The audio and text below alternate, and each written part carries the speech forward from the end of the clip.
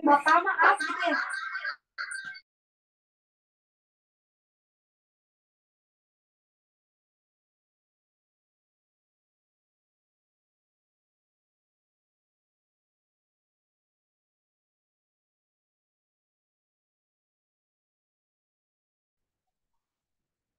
Bapak maaf,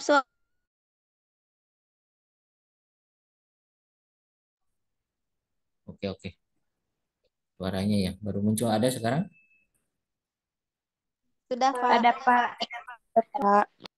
Baik, jadi berbicara dasar filsafat negara, ya, ketuhanan yang Maha Esa, hakikat ketuhanan yang Maha Esa itu memiliki makna, ya, secara filosofisnya itu ada hubungan sebab akibat bagaimana antara Tuhan, manusia dengan negara, ya, baik itu hubungan langsung maupun hubungan tidak langsung, ya. Manusia yang kedudukan kodratnya itu adalah sebagai makhluk Tuhan yang Maha Esa.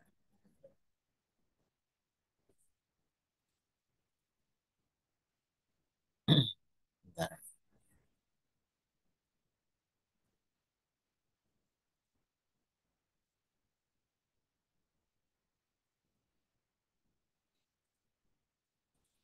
ya. Bagaimana hubungan antara manusia dengan Tuhan, bagaimana hubungan manusia dengan manusia, bagaimana hubungan manusia dengan negara, ya. Nah, itu berbicara masalah hubungan sebab akibat baik yang langsung maupun tidak langsung, ya. Apalagi dalam tertib hukum di Indonesia ini, mengenai nilai ketuhanan yang Maha Esa ini merupakan sumber bahan utama, ya, atau sumber nilai bagi hukum positif yang berlaku di Indonesia.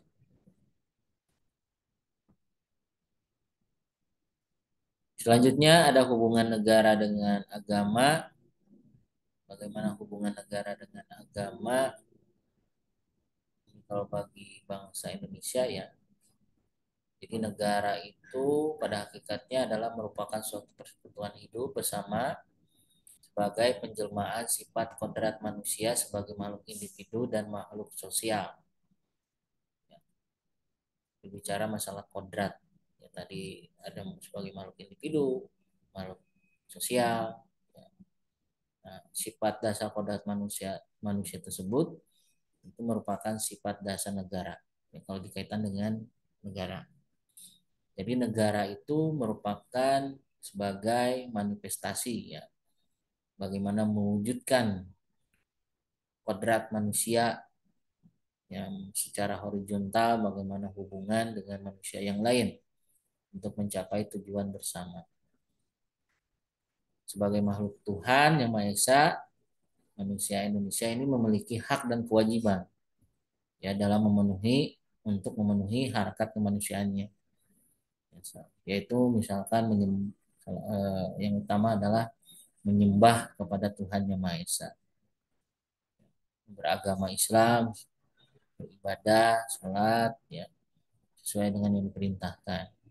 Agama Kristen misalkan ke gereja, ya, dalam ibadah, dan juga agama-agama yang lain. Ya, salah satunya adalah untuk menyembah kepada Tuhan, ya. Nah, manifestasi hubungan manusia dengan Tuhannya itu harus diwujudkannya atau direalisasikannya dengan atau melalui agama, ya. Negara itu merupakan produk manusia sehingga menghasilkan budaya manusia. Kalau sedangkan agama itu sumbernya adalah langsung dari Tuhan, ya, baik Tuhan yang sifatnya mutlak. Salah satu contoh misalkan Al-Quran, ya, itu merupakan wahyu dari Allah langsung yang disampaikan kepada perantara eh, Nabi, ya, Nabi malaikat yang disampaikan kepada Nabi. Nah, itu mengenai hubungan bagaimana negara dengan agama. Ya, itu bisa dipahami ya, bagaimana korelasi hubungan antara negara dan agama. Kalau kita lihat dalam perspektif yang ada bagi bangsa Indonesia. Bagaimana hubungan negara dengan agama kalau dilihat dari sudut pandang Pancasila? Nah, kalau dilihat dari sudut pandang Pancasila, negara ini adalah berdasar atas ketuhanan yang Maha Esa, ya, atas dasar kemanusiaan yang adil dan beradab. Makanya antar sila yang ada di Pancasila itu kan saling berkaitan ya, yang merupakan satu kesatuan yang tidak dapat dipisahkan. Nah, ini juga dijelaskan di dalam pembukaan Undang-Undang Dasar 1945. Ya, pokok pikiran keempat yang menunjukkan kepada bangsa negara Indonesia di mana Pancasila itu bukan negara yang sekuler ya, yang memisahkan agama dengan negara ya. Itu di dalam tercantum di dalam pasal 29 ayat 1. Jadi kalau menurut Pancasila itu agama itu tidak boleh dipisahkan dengan negara. Bahkan agama juga itu merupakan sumber utama ya dalam hal eh, mewujudkan aturan-aturan hukum ya yang ada di Indonesia sebagai tertib hukum. Nah, nilai-nilai yang berasal dari Tuhan yang pada hakikatnya adalah merupakan hukum Tuhan. Nah, ini merupakan sumber material bagi segala norma, terutama bagi hukum positif di Indonesia. Ya.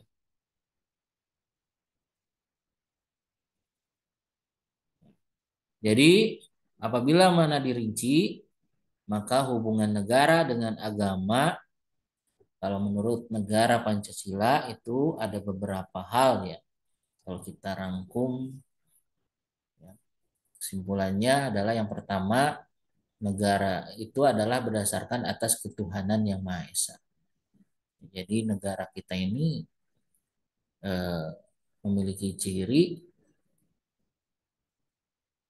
haruslah ya dalam segala aspek kehidupan bagi bangsa Indonesia itu harus berdasarkan ketuhanan yang Maha Esa. Jadi kita percaya ya dengan adanya Tuhan dalam pelaksanaan penyelenggaraan negara pun ya itu tidak lepas dengan eh, atau berdasarkan ketuhanan yang Maha Esa. Nah, yang kedua, bangsa Indonesia adalah sebagai bangsa yang berketuhanan ya, yang Maha Esa, yang konsekuensinya setiap warga memiliki hak asasi untuk memeluk dan menjalankan ibadah sesuai dengan agamanya masing-masing. Ya, jadi diberikan kebebasan dalam menjalankan ibadah, ya, terutama sesuai dengan agama masing-masing. Nah, tidak ada tempatnya bagi ateisme dan sekulerisme karena hakikatnya manusia itu berkedudukan kodrat sebagai makhluk Tuhan. Meskipun ya secara faktanya masih ada ya yang ya maksudnya yang tidak beragama, masih ada yang tidak percaya ya. Tapi di negara Pancasila kita ini tidak ada tempat ya. Dan haruslah di adanya penindakan ya, terutama oleh pemerintah. Itu diingatkan ya, supaya mereka itu percaya dengan adanya Tuhan. Yang keempat, tidak ada tempat bagi pertentangan agama, golongan agama, antar dan inter pemeluk agama serta pemeluk agama. Jadi harus saling toleransi ya beragama sama eh, antar agama ya. Baik itu golongan agama maupun juga antar agama. Ya. Jadi tidak boleh namanya adanya pertentangan agama, tidak ada tempat. Haruslah saling toleransi. Tidak ada tempat bagi pemaksaan agama, karena pemaksaan agama, karena ketakwaan itu bukan hasil paksaan bagi siapapun. Ya, kita tidak itu boleh ya namanya, ataukah dari suatu kelompok tidak boleh memaksakan agama kepada eh, orang lain ya. Meskipun ya mungkin kalau kita lihat adalah faktanya mungkin yang terjadi, tapi tidak ada ruang, ada tempat ya dalam hal pemaksaan agama. Karena ketakwaan itu bukan hasil paksaan bagi siapapun. Lalu memberi toleransi terhadap orang lain dalam menjalankan agama dalam negara, segala aspek dalam pelaksanaan dan penyelenggaraan negara harus sesuai dengan nilai-nilai ketuhanan yang Maha Esa, terutama norma-norma hukum positif maupun norma moral, baik moral negara maupun moral pada penyelenggara negara. Ada juga negara pada hakikatnya adalah merupakan sesuai dengan apa namanya di pembukaan ya, karena kemerdekaan itu adalah berkat rahmat Allah yang Maha Esa.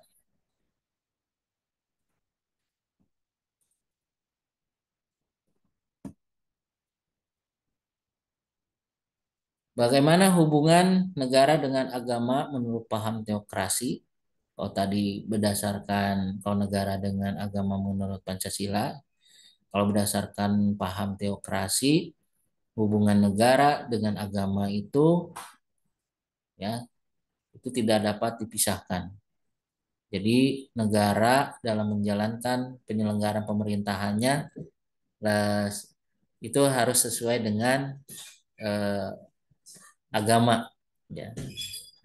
Jadi biasanya ada negara dalam penyelenggaraan pemerintah itu didasarkan eh, firman-firman Tuhan, berdasarkan bagaimana wahyu wahyu Allah ya. Kayak misalkan kalau ini di negara Arab Saudi ya, di mana dalam penyelenggaraan pemerintahannya itu secara mayoritas itu berdasarkan agama ya, berdasarkan firman-firman Tuhan. Nah, itu paham teokrasi. Bagaimana dengan negara teokrasi langsung? Nah, dalam sistem negara teokrasi langsung, kekuasaan adalah langsung merupakan otoritas Tuhan. Ya, adanya negara di dunia ini adalah karena kehendak Tuhan dan yang memerintah adalah Tuhan. Nah, kalau misalnya dalam sejarah Perang Dunia Kedua, ada rakyat Jepang rela mati berperang demi kaisar karena kaisar menurut kepercayaannya itu sebagai anak Tuhan. Ya, dalam sistem negara yang demikian, maka agama itu menyatu dengan negara. Nah, dalam seluruh sistem negara, norma-norma negara adalah merupakan otoritas dari Tuhan melalui wahyu. Nah, itu teokrasi ya, paham teokrasi. Jadi paham-paham nilai-nilai ketuhanan itu menyatu dengan langsung dengan negara, ya, terutama dalam hal penyelenggaraan negara. Bagaimana hubungan negara dengan agama menurut sekulerisme? Ya, kalau paham sekulerisme itu sebaliknya, ya, memisahkan antara agama dan negara. Ya, baik itu bentuknya, sistemnya, serta segala aspek kenegaraan itu tidak ada hubungannya dengan agama. Ya, kalau sekulerisme. Sekulerisme itu berpandangan bahwa negara adalah hanya masalah keduniaan saja, hubungan manusia dengan manusia. Kalau agama itu urusan akhirat, itu menyangkut hubungan manusia dengan Tuhan. Ya, jadi dipisahkan ya antara agama dengan negara. Itu sekulerisme ya. Ada juga ideologi liberalisme. Ideologi liberalisme ini mengatakan secara ontologis bahwa manusia pada hakikatnya adalah sebagai makhluk individu yang bebas. Manusia yang menurut paham liberalisme ini memandang bahwa manusia sebagai manusia pribadi yang utuh dan lengkap dan terlepas dari manusia lainnya. Ya, jadi manusia sebagai individu memiliki potensi dan senantiasa berjuang untuk dirinya sendiri.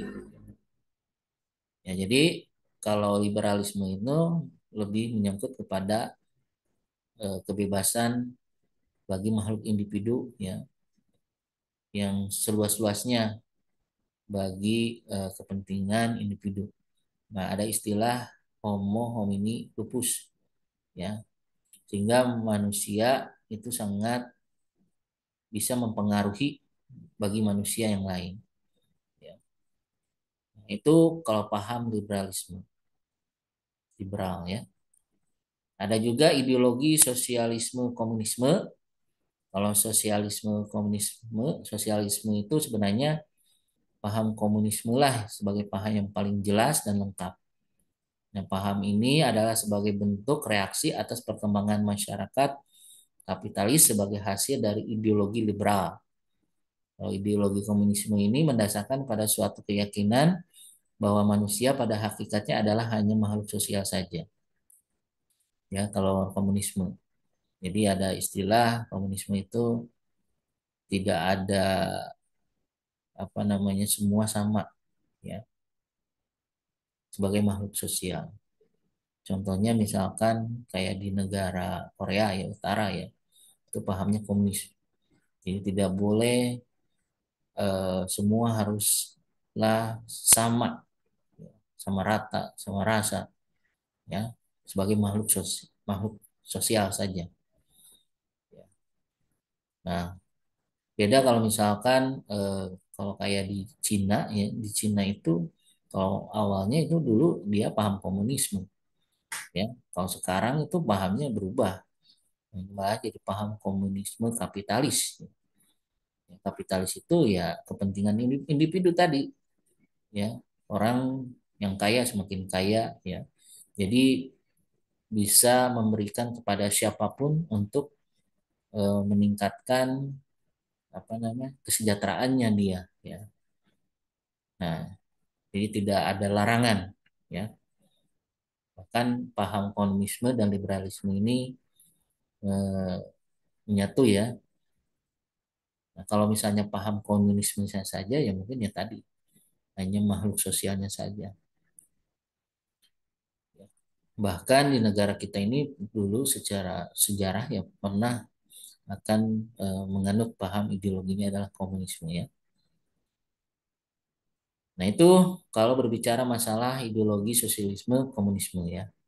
Ada juga hubungan negara dengan agama kalau menurut paham komunisme. Paham komunisme itu dalam memandang hakikat hubungan negara dengan agama mendasarkan pada pandangan filosofis, materialisme, dialektis, dan materialisme historis. Ya, jadi kalau paham komunisme ini yang tertinggi itu lebih kepada materi. Ya, materialisme itu materi. Namun kalau materi menurut paham komunisme itu pada ketegangan intern secara dinamis bergerak dari keadaan ke keadaan lain ya jadi ada tesis antitesis ya sehingga menyatukan sintesis ya ke tingkat yang lebih tinggi ya, jadi agama menurut komunisme itu adalah suatu kesadaran diri bagi manusia yang kemudian menghasilkan masyarakat negara. Jadi agama itu menurut komunisme adalah realisasi fanatis makhluk manusia. Nah, negara yang berpaham komunisme ini adalah ateis ya, biasanya bersifat ateis, bahkan bersifat juga antiteis ya. Jadi melarang dan menekan eh, dalam menjalankan suatu negara itu berdasarkan agama, kehidupan agama ya. Bahkan ya tidak percaya ya dengan adanya Tuhan. Jadi hanya nilainya yang tertinggi itu hanya dilihat dari materi saja. Jadi sehingga nilai manusia itu ditentukan oleh materi ya. Nah, itu adalah paham-paham yang mungkin yang bisa dimengerti ya bahwa selain ideologi Pancasila ada juga ideologi-ideologi yang lain ya, yang salah satunya adalah yang saya paparkan. Mungkin juga ada di ideologi-ideologi yang lain yang mungkin bisa Anda pelajari dari referensi-referensi yang lain. Itu ya, mungkin bisa dipahami ya eh, materi yang saya sampaikan. Mudah-mudahan apa yang saya sampaikan bisa bermanfaat ya. Nah, ini juga sebagai ulasan nanti Anda dalam melaksanakan UAS. Insya Allah UAS mungkin nanti awal bulan Februari. Itu saja mungkin ya yang bisa disampaikan. Nanti untuk diskusinya kita lanjut minggu depan saja. Karena waktu mau sholat Jumat, ya saya cukupkan saja materi yang saya sampaikan. Jangan lupa diisi ya presensinya. Nanti saya tanya ya mengenai materi ini minggu depan ya, apakah Anda paham atau tidak. Ya, silakan nanti pelajari lagi terkait mengenai macam-macam ideologi. Ideologi. Demikian yang bisa saya sampaikan. Terima kasih. Mohon maaf kalau ada kehilapan. Assalamualaikum warahmatullahi wabarakatuh.